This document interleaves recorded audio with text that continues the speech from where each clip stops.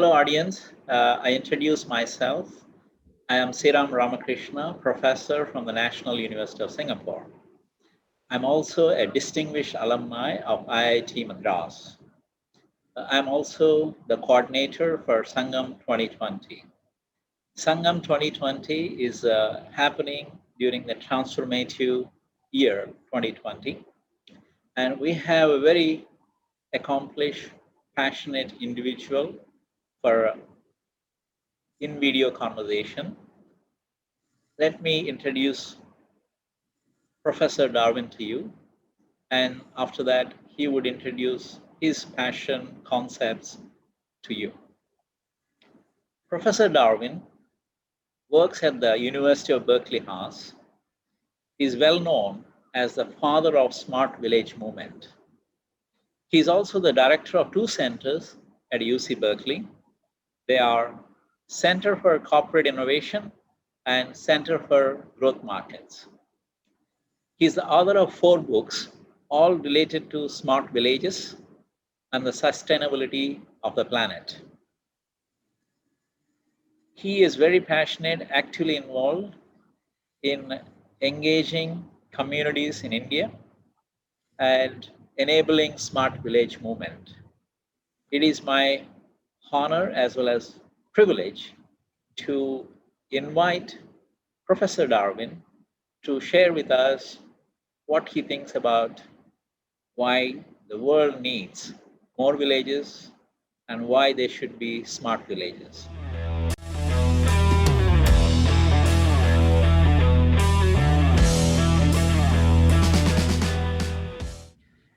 That's a great question. I was a professor of accounting for 9 years. I taught accounting. And before I became a professor of accounting at the University of Southern California, that has one of the top accounting schools in the country, I also taught accounting at Berkeley to the MBA students for several years. So I always think like an accountant, right? And a balance sheet, assets, and how you take those assets that a company has and make it useful, Uberize them in such a way that you generate revenue, they generate value, right? And so there are also dead assets in a company that don't really create any value, and they take up space, they take up finance, they take up, capital, and what a waste. And so this is how my mind is wired. And one day I was saying to myself as I was managing, I worked at Motorola as a financial analyst, and I worked for several banks. The last one I worked for is Bank of America. I managed the balance sheet of that large company, $385 billion of assets when I was there. So I always thought this way, and I always said, the earth also has a balance sheet, but we don't have a CEO. And that inspired me. And then I said, what is the purpose of the earth? Is to sustain life. What are the assets on the earth that sustain life? Forests, air, water, arable land. So I took all those assets that sustain life and grouped it and used the United Nations data that they publish annually, how these assets are deteriorating year after year. So I didn't reinvent the wheel. I'm using the existing data that the United Nations already publishes and putting that into my balance sheet here, because the earth does not have any liabilities. It only has assets, and it has equity. Assets actually equals equity. As the assets decline, the equity of the planet declines, which means as the assets decline, there's less and less value. Just like the worm in the apple runs out of food eventually because it eats the apple, so are we. We are that worm in the apple, and eventually will run out of food and we die. So we just need to create a better system of being stewards of our planet, because it's almost like taking care of ourselves. But that view, not even a high school, this book is written in a story form. Actually, the book is written in such a way that each asset will speak to you in first person. The forest will come and saying, I am the lungs of the earth, and I create so much oxygen in this world. Without this oxygen, you're going to die. But this is what's happening to me in the last several years. And I just want you to help me. So they all speak to you in first person.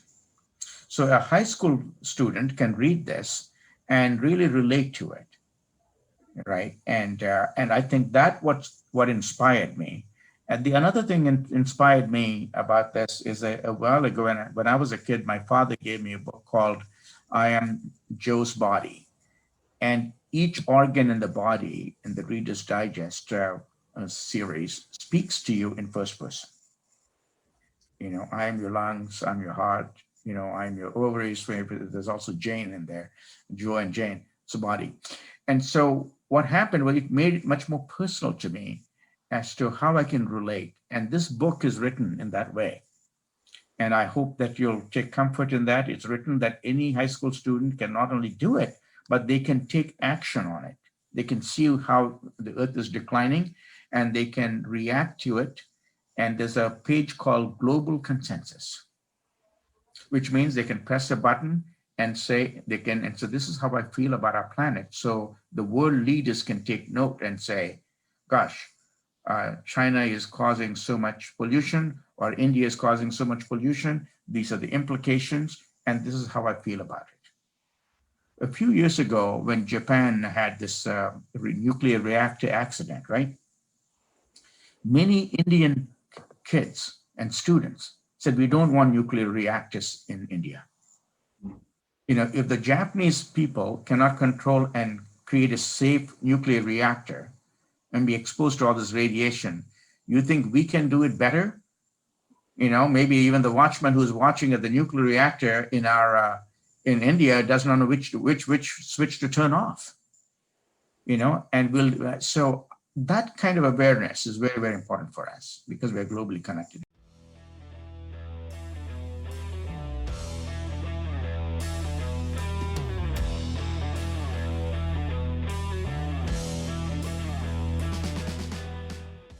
That is good. I think if you read my book uh, in the Untouchables, it's had three parts. One is my grandmother's story as what happened to her and my father, and there's a story about me. And in that I say, the reason I'm here today is uh, is uh, is not an accident. I think we all have a destiny, and I didn't plan my life.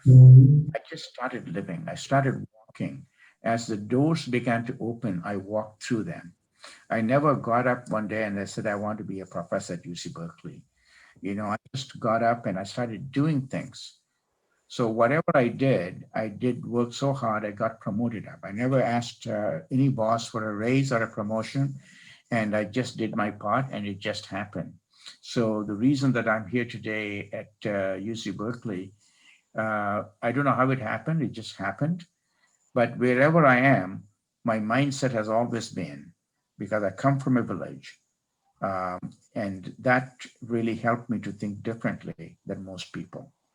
And living in a place where you're living in a mud hut home with a kerosene lamp, right, and no electricity, right, and coming from there, that one day someone told me, when I was a naked boy running around in the village, and said, one day you'll be in America and be teaching at a very famous university, I would have never believed it.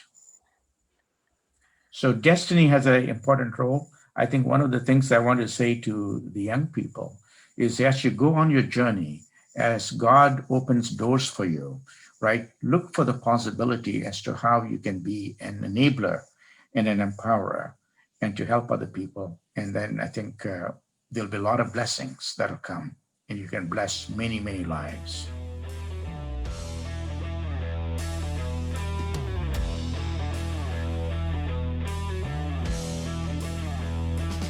Well, I think it's all about perspective, and I think we don't think long term. We often think for the moment and for the day, and what do I need now?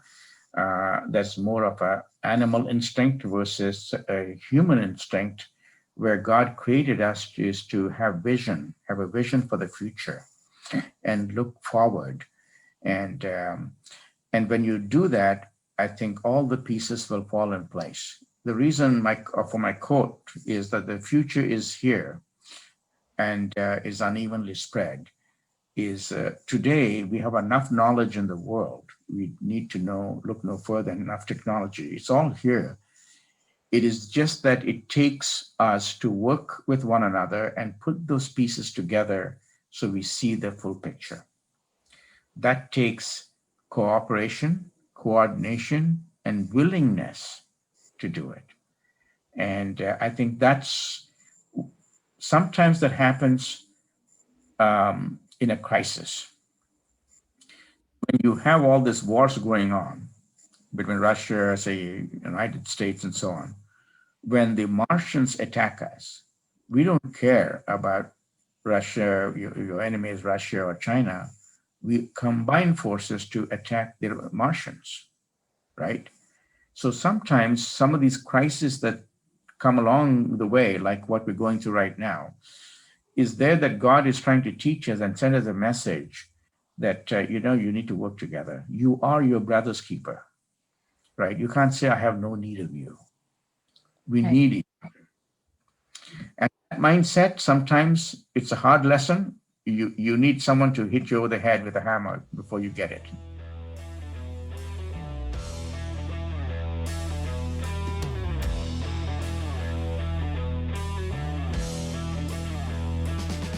No, I think with the COVID-19 crisis, we have become far more efficient. I think if you ask anyone, all my colleagues in the Silicon Valley, even though they are at home, they are busier than ever. Every minute. The couch that I have in my home now has a big hole in it because I've been sitting there teaching into students all over the world, sitting in that couch, right? And I'm probably more efficient than ever because all the 1 hour I used to go to Berkeley and come back in heavy traffic, and all the gas that I put in the petrol and the carbon that I put in the air, and the parking and the time I take, all of that is gone now. Right. I spend the same amount of time doing more creative things. We are realizing new value that didn't exist before. It's a new kind of awareness. And if it wasn't for COVID-19, we wouldn't have, really realized that. Of course, a lot of people passed away, a lot of people are dying, and a lot of people are still dying. But sometimes there has to be a sacrifice, right, in order to see the salvation. And I feel bad about that. The people are sacrificing their lives right now for our sake. But let us not waste that crisis. Right. Let's learn from it and honor those people who died so that we can be better human beings in serving one another.